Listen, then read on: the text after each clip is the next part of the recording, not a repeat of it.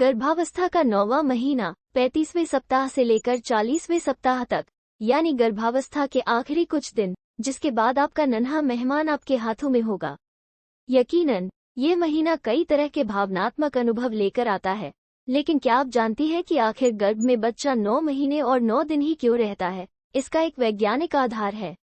हमारे ब्रह्मांड के 9 ग्रह अपनी अपनी किरणों से गर्भ में पल रहे बच्चे को विकसित करते हैं।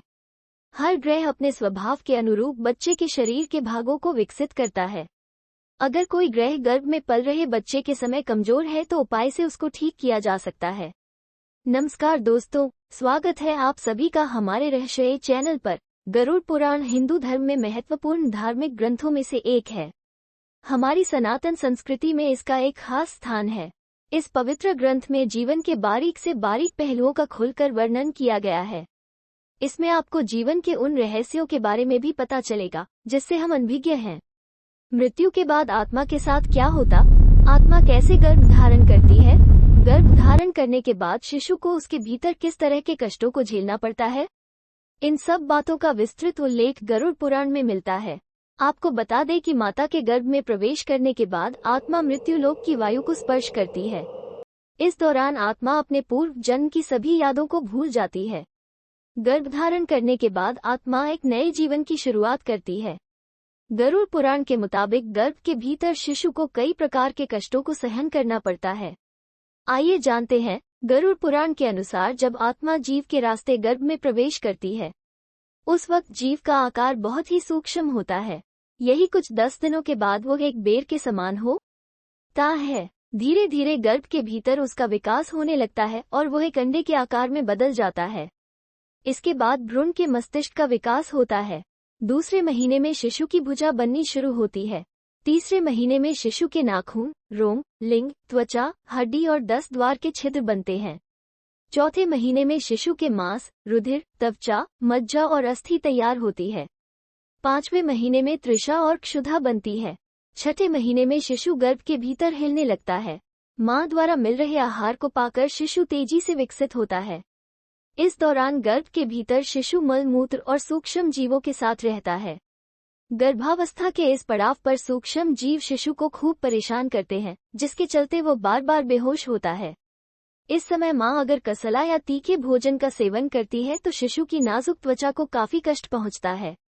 इस अवस्था में शिशु के पैर ऊपर और सिर नीचे होता है। ऐसे में वो हिल डुल नहीं पाता है।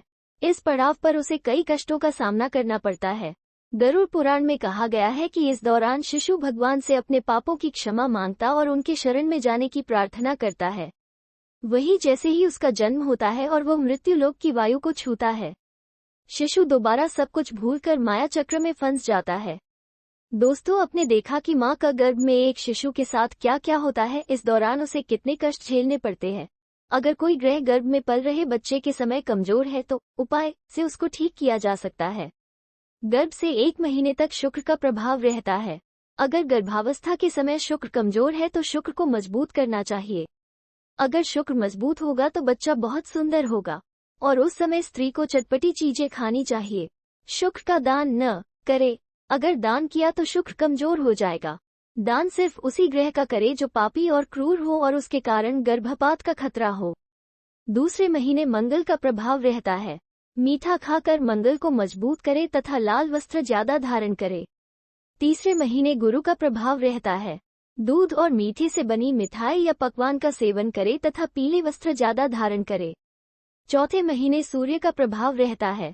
रसों का सेवन करे तथा महरून वस्त्र ज्यादा धारण करे।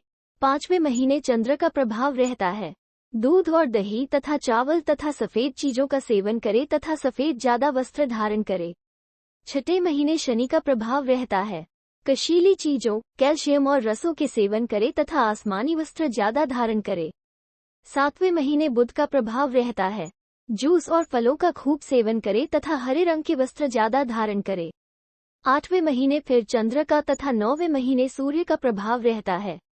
इस दौरान अगर कोई ग्रह नीच राशिगत भ्रमण कर रहा है तो उसका पूरे महीने यज्ञ करना चाहिए।